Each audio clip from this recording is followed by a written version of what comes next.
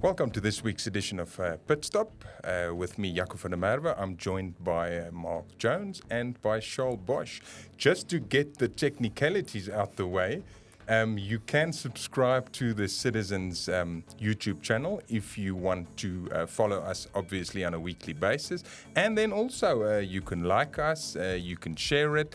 If you don't like this week's one, maybe give us the benefit of the doubt till next week before you make an informed decision. But yeah, that is your own prerogative. On the agenda this week, we've got what Toyota calls, we can call it one or two things. It's either the 48V Hilux and Fortuner, or it is the MHEV Hilux and Fortuner. That stands for Mild Hybrid Electric Vehicle. So, without any further ado, pricing's been announced. So, without any further ado, Charl, what does that do? How is it different from the 2.8 Hilux and Fortuner that we know? Well, what they did was you have this normal 2.8 GT6 turbo diesel engine with combined with a 6-speed automatic gearbox, rear-wheel drive or four-wheel drive. But then what they did was they took a 48-volt, we call it a 48-volt mild hybrid system. So it is a belt starter generator alternator, or a BSG as they call it.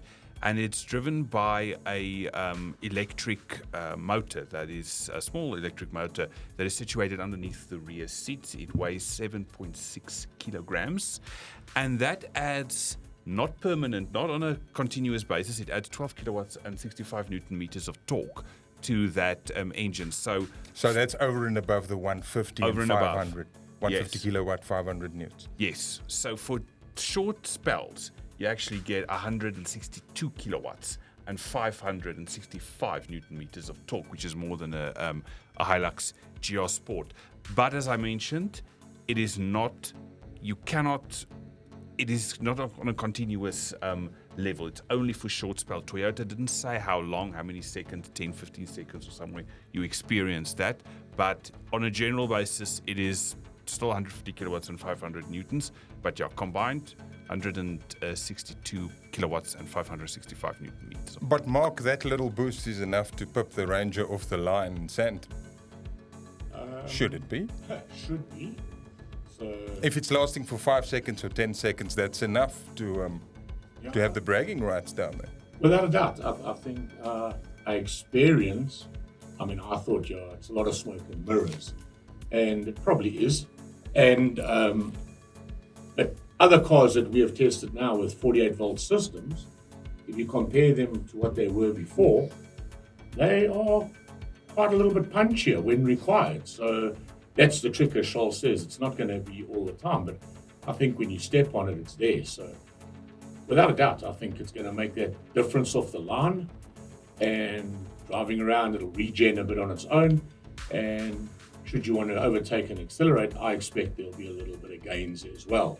But I think why they're trying to call it like the 48V and not a mild hybrid electric vehicle is that people are not used to this electric technology, and they get afraid of it. And a guy doesn't want to buy a Hilux and live in the middle of the Free State, and he thinks, geez, I've got electricity to run this thing.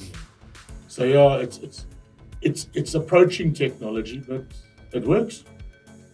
Charl, also on the other hand, besides performance, which should make it slightly faster, it's said to be slightly, not dramatically, slightly more frugal, because mainly the idle speed has been reduced. Yes. Just take us through that from 720 RPM to 600. Yeah, they claim it is a 5% improvement in fuel consumption. When you look at the stats with regards to the Fortuner, if you take a comparative, let's say a four-wheel drive Fortuner VX compared to the mild hybrid, it is a 0.3 liters per 100 kilometer improvement in consumption. But it doesn't sound like a lot, but it will probably count somewhere in the long term. Well, I tell you what, you look at the fuel price and you start calculating little 0.3 liters here multiplied by the 80 capacity of that tank. Yep. And I mean, we're talking about a King Steer burger there at the end of the day. Absolutely true. I mean, yeah. it doesn't sound like a lot, but actually it is. And let's just quickly go to the prices. That's also probably the other thing Toyota has done very well. It's not a massive increase. It's between 11 and 12,000 compared to the similar 2.8 only. It is.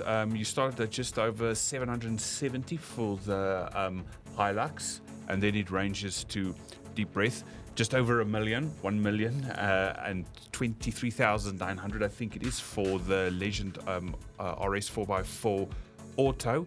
And then with the Fortuner, it's around about 800,000, but they've kept it under 900. So the 48V 4x4 VX is 972,000 rand. So they've been very, very clever. And what they've also added is, on both vehicles, is a multi-terrain select system, which you got in the Land Cruiser 300, which is a terrain management system similar to Ford's terrain management system. So it's skewed towards off-roading and so on. And they have also made some changes to some of the specification items, but they were a little bit not detailed on that. So in Europe, you get a upgraded infotainment system, you get more safety equipment, but that's Europe. That's the European spec version. Whether it's South African, we will have to wait and see. There is changes, but they didn't say anything about that. Well, the nice thing about that little premium you're paying extra, it should be an easy sell. Because, I mean, a clever salesman that's going to try and upsell a guy or a person coming in for a 2.8, pull out the calculator and tell him you just hold back on those King Steers and you could pay off this premium in the next year or two.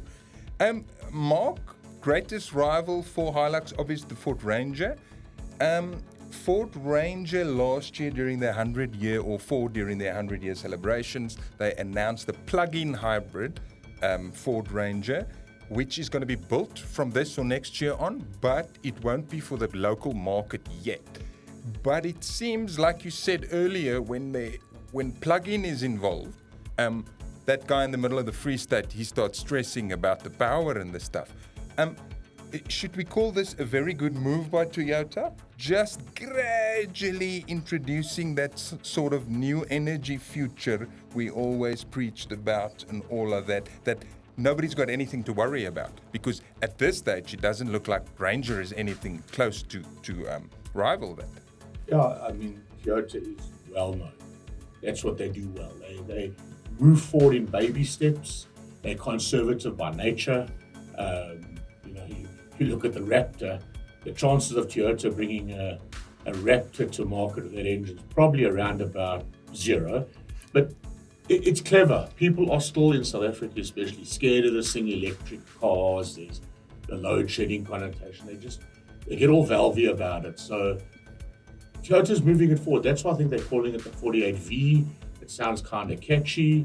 The next step might be a hybrid, where there's a little bit of a bigger battery underneath, and you don't have to worry about it like in many of their vehicles already, and you keep having these gains.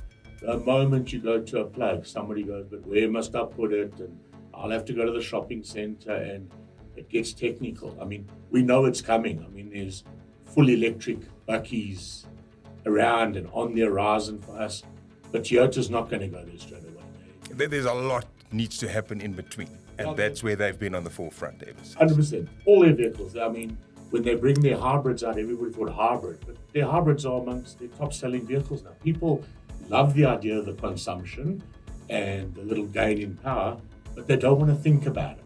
They don't want to have this conscious thing, oh my God, I'm going to go plug this car in, it's an electric car.